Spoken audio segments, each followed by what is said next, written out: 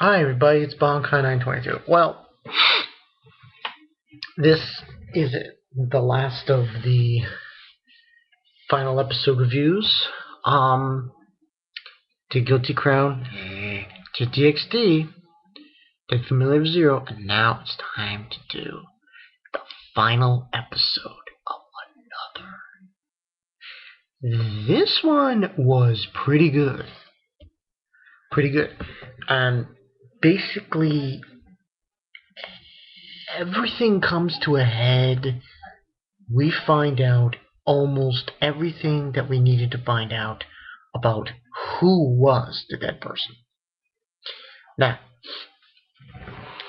starting off in the episode, we have, buildings coming down.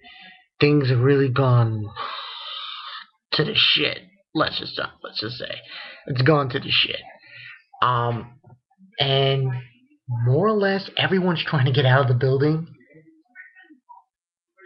And we see Koichi and Masaki. They're walking around, and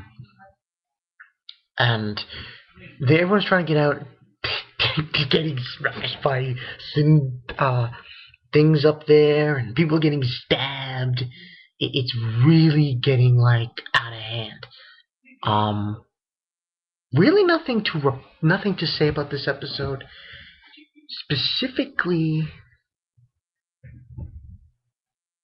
what happened was Koichi was confronted by, I forgot his name, but the guy with the tannish hair,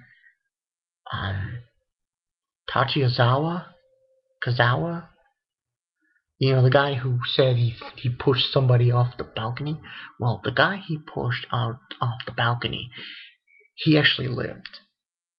And he was going around killing people. And what happened was this girl he knew, Koichi, and she got stabbed by this other guy. Also in this episode, the guy who pushed him out, that Tachibana, I forgot his name. Him and Mochizane, they are getting confronted by this old woman who happens to be the manager's wife.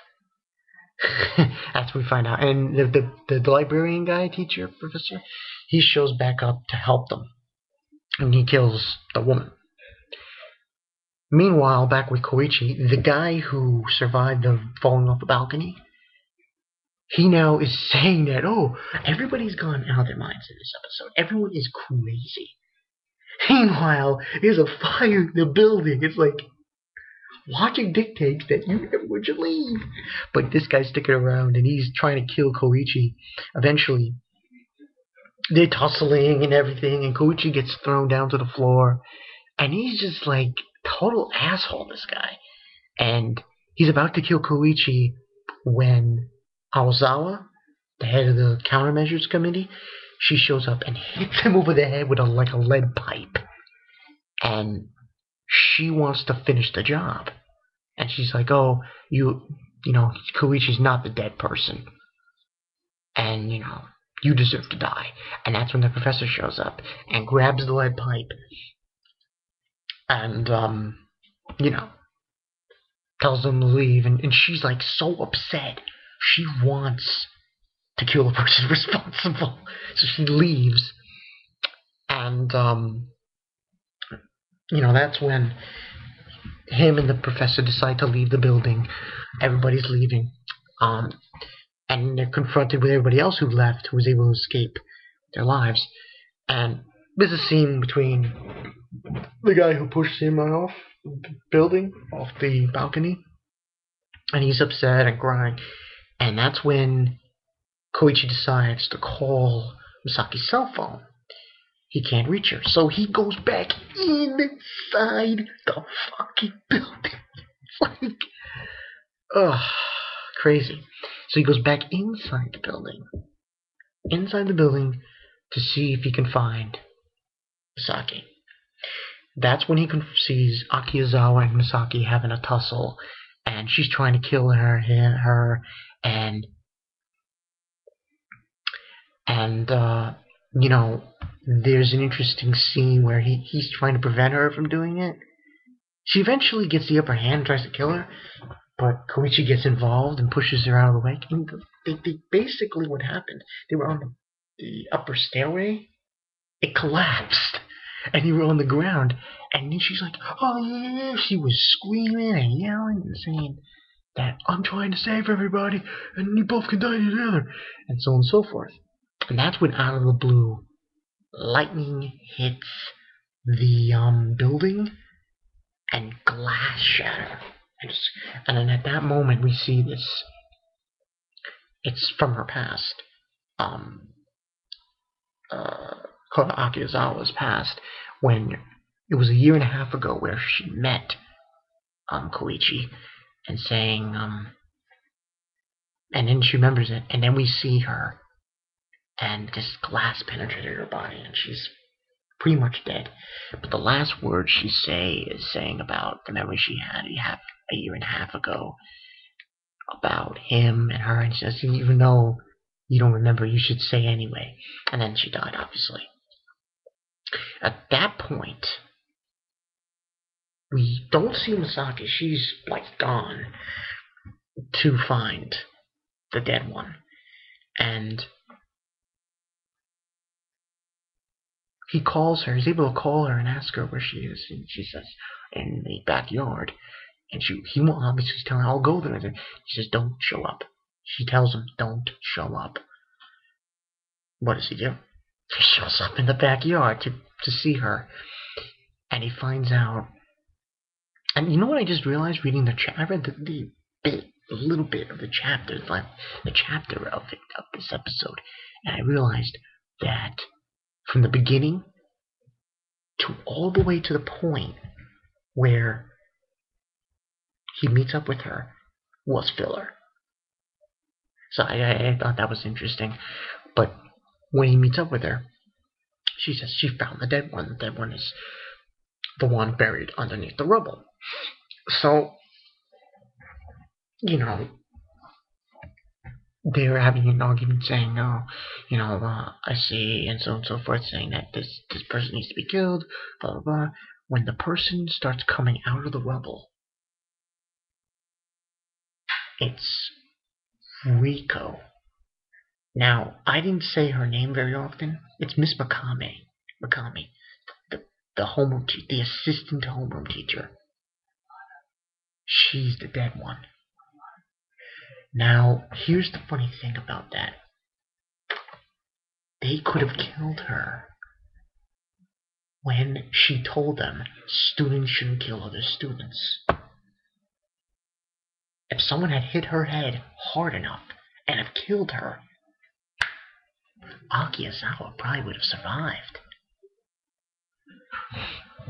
But anyway, what happened was he just couldn't believe it, Koichi.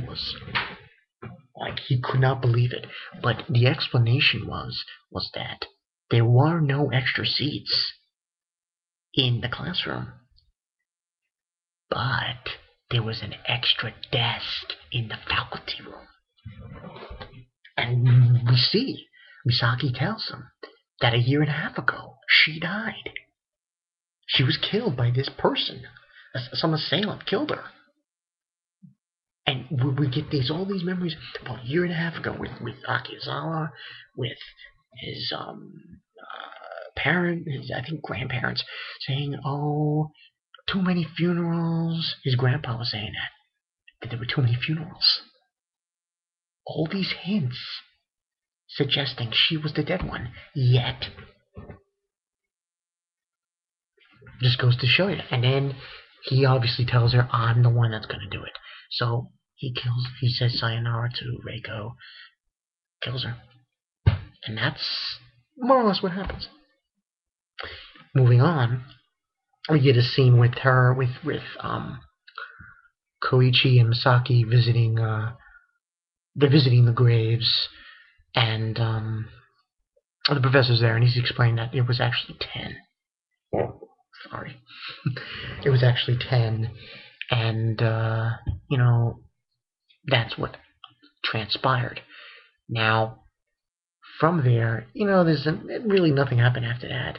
We have a scene with Misaki and Koichi. I'm thinking, oh, there's gonna be another death. Like, how it's, like in horror movies, you think it's over, but it's not really over. But at this point, it was over. And he's asking her to go to the amusement park. She doesn't want to go to the amusement park, so on and so forth. And that's pretty much how it ends. And we see a scene with everybody meeting the other classmates are in the hospital, meeting a friend, and so on and so forth. And then really after that, it was just one scene after the credits rolled where you see those two I can't remember his name. The guy who pushed the other guy off the balcony and this other kid. They were part of Koichi's friends. They recorded the tape on a disc and they put it in the locker that they found in the room for future generations to let everyone know this is how you stop the calamity. And that's how it ended. The only problem I have with this episode, the ending of this episode, is Akizawa dying. That's probably my only beef. But other than that, this was a good ending. Very good ending. And, I'm shocked because he didn't see it coming. And it's funny how all these little hints were right under his nose, Koichi's nose, about who the dead one was. And he couldn't figure it out. And I didn't even know. I was like, wow. Or maybe I'm just imagining it because his grandfather supposedly said too many funerals. Because Reiko was actually his aunt. He killed his family member. He killed his aunt. Like, oh my god. She was already dead. She was already dead. It's unbelievable. But this was a good episode. 4 out of 5. Like, the look on people's faces in this episode and the one before it is like they're like mass murderers trying to kill people. It's just ridiculous. And it's the truth. Koichi was never the dead one. Because he was never there in Yomi North. He was transferred from Tokyo. That was the whole gimmick. And the whole gimmick of this really was a year and a half ago. That's how they were able to solve the mystery. A year and a half ago, that's where it started. That's where you had to go back and you had to realize, oh, this person died. They're here. They're the dead one. Simple as that. But when you think about it, it's actually a good ending. But my problem is I just didn't like seeing Akizawa die. The one in charge of the countermeasures committee. But, he's with Misaki Mei now, and that's how it ended. I thought it was interesting. Great horror anime, in my opinion. One of the better ones that I've ever seen. So, Bonka 922, no more another, and did great. See you guys later.